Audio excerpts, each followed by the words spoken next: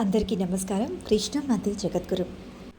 ఉదయం కానీ సాయంత్రం కానీ ద బెస్ట్ బ్రేక్ఫాస్ట్ అంటే అందరూ పరిగణించేది ఏంటంటే అది ఇడ్లీ మాత్రమే. ఇడ్లీ విత్ సాంబార్. చట్నీ కంటే కూడా ఎక్కువగా ఇడ్లీ సాంబార్ని చాలామంది ఇష్టపడుతుంటారు. కానీ ఇడ్లీ సాంబార్ చేయడానికి కొంచెం పప్పు మనం ఉడకబెట్టడం ఇవన్నీ కొంచెం టైంతో కూడుకున్న పని. సో చాలామంది ఏం చేస్తారంటే మార్నింగ్ ఇడ్లీ సాంబార్ బదులు చట్నీనే చేసేస్తూ ఉంటారు. ఎప్పుడో సండేస్ అలా సాంబార్ చేయడానికి కొంచెం టైం ఉంటుంది కాబట్టి సండేస్ చేసుకోవచ్చులే అని అనుకుంటుంటారు. ఇడ్లీ సాంబార్ ఇష్టపడే వాళ్ళకి ఈ వీడియో చాలా ఉపయోగపడుతుంది. ఇక సాంబార్ చేయడం చిటికెలో పని అనమాట. ఒక 5 మినిట్స్ చాలు. మీరు అద్భుతమైన సాంబార్ని మీరు టేస్ట్ ఎంజాయ్ చేయొచ్చు. అటువంటి సాంబార్ ఎలా తయారు చేయాలో ఈ వీడియోలో మనం చూసేద్దాం. మనం ఇప్పుడు చేయబోయే ఈ సాంబార్లు పప్పులు కానీ చింతపండు కానీ కందిపప్పు, పెసరపప్పు, చింతపండు ఇవన్నీ ఏమీ ఉపయోగించట్లేదండి. ఇవన్నీ ఏమీ లేకుండానే మనం చాలా రుచికరంగా ఉండే సాంబార్ని చేయబోతున్నాము. ఎలా చేయాలో చూసేద్దాం.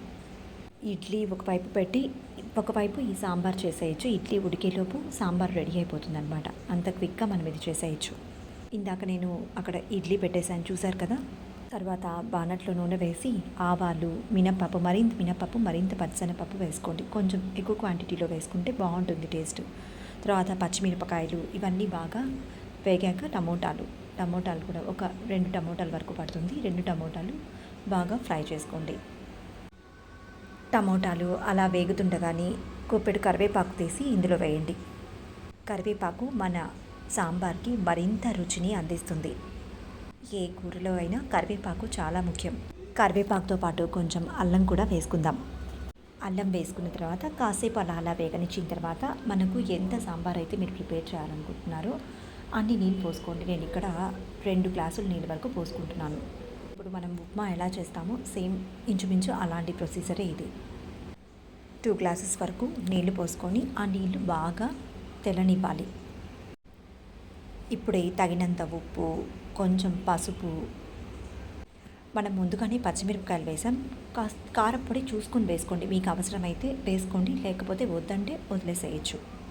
ఇవన్నీ వేసుకున్న తర్వాత కాసేపు తెల్లనివ్వండి.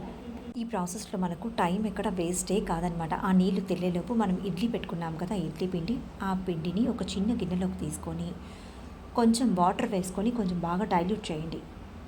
ఇడ్లీ పిండి కొంచెం గట్టిగా ఉంటుంది కాబట్టి నీళ్ళు వేసి కొంచెం జారుగా, అంటే మరీ జారుగా కలపద్దు, కొంచెం జారుగా కలుపుకోండి. ఎక్కడా ఉండలు లేకుండా బాగా చూసుకొని జారుగా, అదిగో ఇక్కడ ఈ వీడియోలో చూపించిన విధంగా జారుగా కలుపుకోండి. మేము ఇడ్లీ దోశకి ఒకే పిండే వాడతాం కాబట్టి ఇడ్లీ పిండి దోశ పిండి మాకు ఒకటి. కొంతమంది రవ్వ ఇడ్లీలు పెడతారు, అట్లాంటి వాళ్ళు దోశ పిండి యూస్ చేయండి. దోశ పిండి ఉపయోగించి చేసినట్లయితే బాగుంటుంది. కలిపి ఉంచుకున్నాం కదా ఇడ్లీ పిండిని, ఉండలు లేకుండా దాన్ని ఇందులో వేసి బాగా కలపండి. మంట మీడియం ఫ్లేమ్లో పెట్టుకోండి, మరీ హైలో పెట్టద్దు. కలుపుతూ ఉండాలి. కలపడం ఆపితే ఉండలు కట్టేసే ప్రమాదం ఉంది. జాగ్రత్తగా కలపండి. మీరు కలుపుతూ ఉండగానే ఇది చిక్కబడ్డం మీరు గమనిస్తారు. ఒక 2-3 నిమిషాలు ఉడికితే సరిపోతుంది. మరీ ఎక్కువసేపు కూడా ఉడకకూడదు. చూసారా ఎంత సింపుల్గా ఇడ్లీ సాంబార్ రెడీ అయిపోయిందో. వేడి ఈ సాంబారు, వేడిగా ఇడ్లీ, ఈ 2 అబ్బా కాంబినేషన్ అసలు సూపర్గా ఉంటుంది. ఇప్పటిదాకా ఈ ప్రాసెస్ తెలియని వాళ్ళు అస్సలు తప్పకుండా మిస్ కాకుండా ట్రై చేయండి.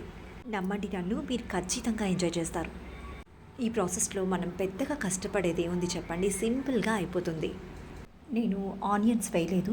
ఎవరైనా ఆనియన్స్ వేసుకొని చేసుకోవాలి అనుకుంటే టమోటాలు వేసే ముందు ఆనియన్స్ వేసుకోండి. ఆనియన్స్ వేసుకొని ఆనియన్స్ వేగాక టమోటాలు వేయండి, అప్పుడు బాగుంటుంది. కమ్మటి సాంబార్ రెడీ అయిపోయిందో. ఇంకెందుకు ఆలస్యం, ఇప్పుడు మన ఇడ్లీలు కూడా అయిపోయింటాయి. చూడండి మనం ఎంత ఫాస్ట్గా చేసేసుకున్నామో. ఇప్పుడు నేను పెట్టిన ఈ ఇడ్లీలు రేషన్ బియ్యము, ఉప్పుడు బియ్యము ఉపయోగించి పెట్టిన ఇడ్లీలు అండి. ఇడ్లీ రవ్వతో చేసిన ఇడ్లీలు కాదు. ఇడ్లీకి దోశకి ఒకే రకమైన పిండిని ఉపయోగిస్తాము.